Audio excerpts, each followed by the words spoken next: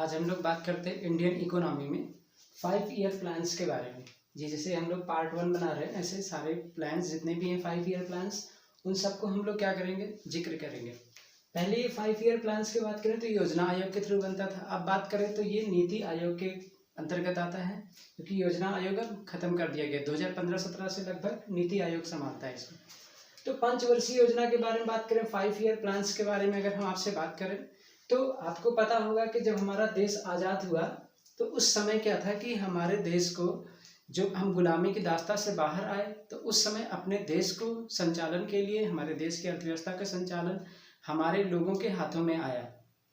और फिर उनको हर 5 वर्ष के लिए एक योजना बनानी पड़ती थी, ताकि वो अपने देश के जो भी आर्थिक विकास यानी कि वृद्धि, यानी कि जो कृषि करने का तरीका, यानी कि सभी चीज़ों में क्या करना है, विकास, ग्रोथ और सबका ख्याल रखते हुए एक ऐसी योजनाएं बनाना जो सभी लोगों तक क्या कर सके, पहुंच सके। तो इस प्रकार से अगर देखें तो फर्स्ट 5 ईयर प्लान्स के बारे में बात करें तो फर्स्ट 5 ईयर प्लान के अगर हम देखें तो फर्स्ट 5 ईयर प्लान जो आया, फर्स्ट 5 ईयर प्लान 8 दिसंबर 1951 को पंडित जवाहरलाल नेहरू जी द्वारा, जो कि प्रथम प्रधानमंत्री थे, पंडित जवाहरलाल नेहरू जी द्वारा क्या किया गया, पेश किया गया 1951 से 56 के लिए।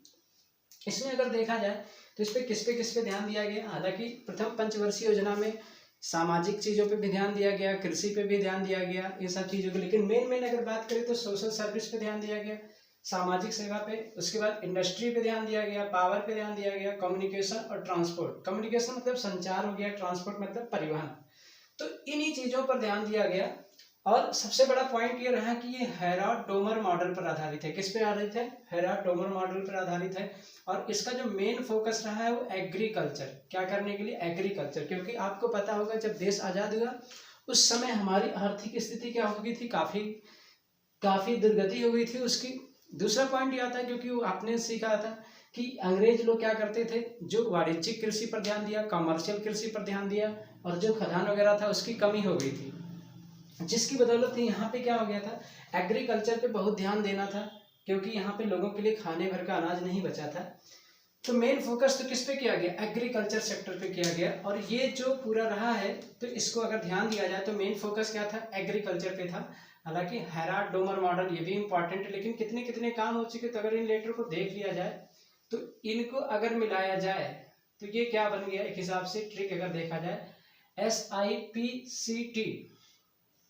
तो SIPCT बोल सकते हैं, यानी SIPCT का काम हुआ था फर्स्ट पंचवर्षीय योजना में। तो याद करने का ट्रिक बन जाएगा SIPCT। S for social service, I for industry, P for power, C for communication, T for transport.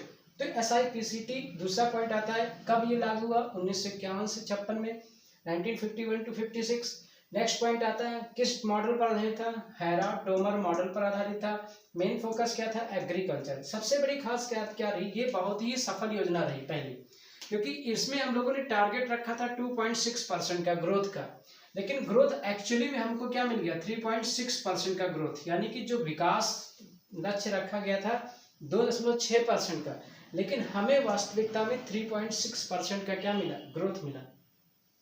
Second 5 year plan के बारे में अगर हम बात करें, सेकेंड 5 ईयर प्लान इसी के बाद चालू हुआ 1951 से 61 में। ये प्लान की बात करें तो ये बेस्ड था PC महालनोबिस मॉडल। तो PC महालनोबिस मॉडल के बारे में बात करें तो इसे बोलते हैं प्रशांत चंद्र महालनोबिस मॉडल। तो अगर इनके बारे में बात करें तो ये बहुत सांख्यिकीविद थे, ज्ञाता थे एक हिसाब से। तो अब इनका जन्म अगर बात करें तो 1853 में, 1893 में कोलकाता में हुआ था। कहाँ पे हुआ था, कोलकाता में। तो अगर ये बात करें तो ये सांख्यिकीविद थे। इन्होंने क्या किया था, सांख्यिकीविद यानी एक संस्था की उद्घाटन किया था, स्थापना की थी, कहाँ पे, कोलकाता में। ठीक, सांख्यिकीविद संस्थान की स्थापना की थी। 1893 में इनका जन्म हुआ था, प्रशांत चंद्र महालनोबिस मॉडल। इसमें क्या क्या काम हुआ, अगर इसमें देखा जाए तो एटॉमिक एनर्जी कमीशन की स्थापना हुई, बात करा गया, यानी कि परमाणु ऊर्जा पर। ठीक है, दुर्गापुर स्टील कंपनी के बारे में बात हुआ, Tata institute of fundamental research के बारे में बात हुआ। फिर उसके बाद राउरकेला स्टील कंपनी भी इसी सेकेंड ईयर 5 प्लान में आई। और सेकेंड ईयर 5 प्लान में रखा गया रैपिड इंडस्ट्रियलाइजेशन, यानी कि तेजी से औद्योगिकीकरण। एग्रीकल्चर, इसमें भी बहुत ध्यान दिया गया एग्रीकल्चर सेक्टर पे, ठीक है। सोशलिस्ट पैटर्न ऑफ सोसाइटी के बारे में ध्यान दिया गया। इसका मेन एम था कि हम क्या करें इसमें, क्योंकि सेकंड वाले मेन एम था इंडस्ट्रियल डेवलपमेंट, यानी उद्योग धंधों को बढ़ावा देना, यानी औद्योगिक क्षेत्र को क्या करना, विकास देना। इसमें जो टारगेट रखा गया वो कितना रखा गया था, 4.5% का, लेकिन एक्चुअली में हम इतना पहुंच नहीं पाए, लेकिन हमें कितना मिला 4.27%। कितना मिला 4.27%। तो अगर आप ध्यान देंगे कि तो जो हमारा मेन योजना चालू हुई एक हिसाब से, तो ये बोल सकते हैं सेकेंड ईयर प्लान में ही क्या हुआ, ये एक एक्चुअली योजना एक हिसाब से सक्सेस हुई, यानी कि प्रारंभ हुई, क्योंकि इसमें जो भी काम हुए वो बड़े बड़े लेवल पे काम हुए थे, ठीक है। तो आपको पता चल गया। तो यहाँ से आपको अगर बात किया जाए कैसे याद किया जाए, क्या ट्रिक बन सकती है, तो आप देखिए इसमें क्या क्या बन सकता है। यहाँ से ये ले सकते हैं MADFRAS,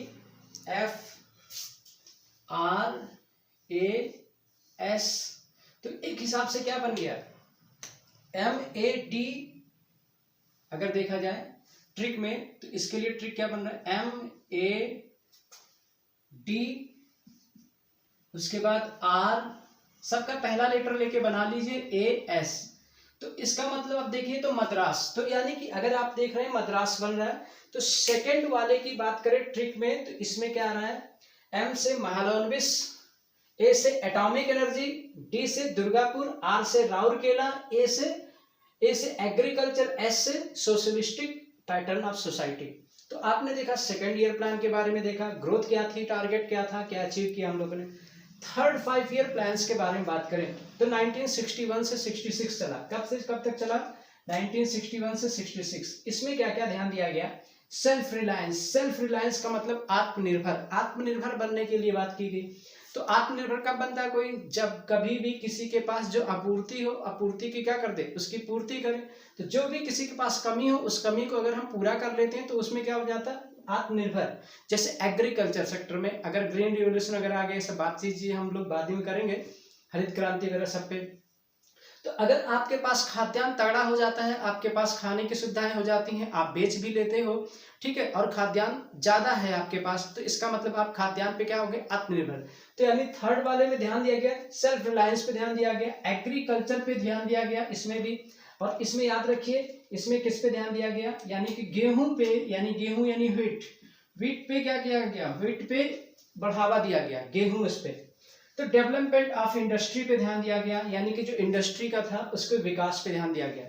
और ये बेस्ड ऑन गॉडगिल फार्मूला था, किस पे था, ये बेस्ड ऑन गॉडगिल फार्मूला था, ठीक है। मेन एम क्या था, इकोनॉमी एंड सेल्फ रिलायंस, यानी कि इकोनॉमी को क्या करना, बढ़ाना और आत्मनिर्भर बनना।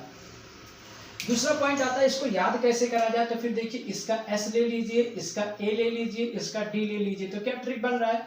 इस हिसाब से इसको याद करने का ट्रिक क्या बन गया, इसको याद करने का ट्रिक अगर देखें तो क्या बन गया, साइड, क्या बन गया, साइड। तो इस हिसाब से अगर हम बात करें 1951 से 56 में क्या ट्रिक हम लोगों ने बना रखी थी, 1956 ट्रिक, इसमें ट्रिक बनाई SIPCT 19, ये पहला हो गया। दूसरा कितना था 1956 से 61, इसके लिए हम लोगों ने क्या ट्रिक बना ली, मद्रास, MADRAS। थर्ड वाला जो प्लान्स था 1961 से 66, इसमें क्या ट्रिक हम लोगों ने बना ली, इसमें ट्रिक हम लोगों ने बना ली साइड। तो ये ट्रिक की बदौलत भी आप ध्यान रख सकते हैं क्या क्या काम हुआ, मेन फोकस क्या था हमने वो भी बता रखा आपको।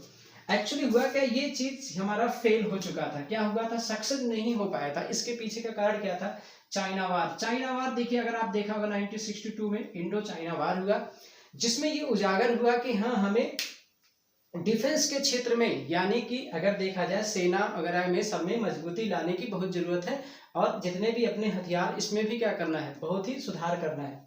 टारगेट हम लोगों ने इसमें रखा था 5.6% का, क्योंकि अब चूंकि वार वगैरह हुआ, दो बार हुए थे, 1960 में इंडो चाइना वार हुआ, 1965-66 में हम लोग इंडो पाक के बारे में बात करें तो ये पूरा चल नहीं पाई थी सही के हिसाब से देखा जाए, तो इस वजह से इसमें जो ग्रोथ था ये सक्सेस नहीं हो पाई, ये फेल हो गई थी। तो इसका जो ग्रोथ हम लोग पा पाए वो कितना पहुंच पाया 2.84%। और ये बीच में ही क्या कर गई, लीव करना पड़ गया इसको, क्योंकि ये 1962 में इंडो चाइना वार हुआ, 1965-66 से इंडो पाक वार हुआ। जॉन सैंडी एंड सनमुख चक्रवर्ती को भी कुछ लोग मानते हैं कि जॉन सैंडी और सनमुख चक्रवर्ती का भी श्रेय जाता है थर्ड वाले पे, यानी थर्ड पंचवर्षीय योजना पे। तो कुल मिला के आपने देखिए 5 ईयर प्लान्स, मैंने अपने 3 5 ईयर प्लान्स का चर्चा किया। पहला जो था फर्स्ट 5 ईयर प्लान 1951 से 1956 तक किस पे था, हैराल्ड डोमर मॉडल पे आधारित था। क्या ग्रोथ थी, क्या क्या चीजें हुई थी, मेन फोकस क्या था, मेन टारगेट कितना हुआ, ये सारी चीजें। सेकेंड 5 ईयर प्लान पे क्या क्वेश्चन आ सकता है, कब स्टार्ट हुई, किस मॉडल पे आधारित था, ठीक है, क्या क्या चीजें आई, तो मैंने आपको बता रखा। फर्स्ट के लिए SIPCT, सेकंड के लिए मद्रास, थर्ड के लिए set. SIPCT SIPCT SIPCT SIPCT ऐसे कहेंगे 4-5 बार पढ़ लीजिए, अपने आप याद हो जाएगा। सेकंड के लिए मद्रास मद्रास मद्रास कर लीजिए, याद हो जाएगा। थर्ड वाला तो आपको पता है ये यूजुअली होता ही रहता है, आप लोग होते भी रहते होंगे, साइड वगैरह सब चीजें। तो आपको पता है ये तीनों के बारे में हो गया है। किसमें क्या क्या चीजें आई, इसमें थर्ड में गेहूं के प्रोडक्शन पे ज्यादा ध्यान दे दिया गया, कृषि और गेहूं पे, एग्रीकल्चर और गेहूं पे ज्यादा ध्यान दिया गया। नीट पे डेवलपमेंट ऑफ इंडस्ट्री हुआ, ये सक्सेस नहीं हो पाया था, बीच में ही लीव करना पड़ा। रीजन क्या है, चाइना वार और इंडो पाक वार, इंडो चाइना वार और इंडो पाक वार, ठीक है। जॉन सैंडी और सनमुख चक्रवर्ती को भी ध्यान देते हैं, और गॉडगिल फार्मूला भी इसमें आता है, गॉडगिल फार्मूला, ठीक है। बाकी that's all for the day. Next part में नेक्स्ट 5 ईयर प्लान्स के बारे में बात करेंगे।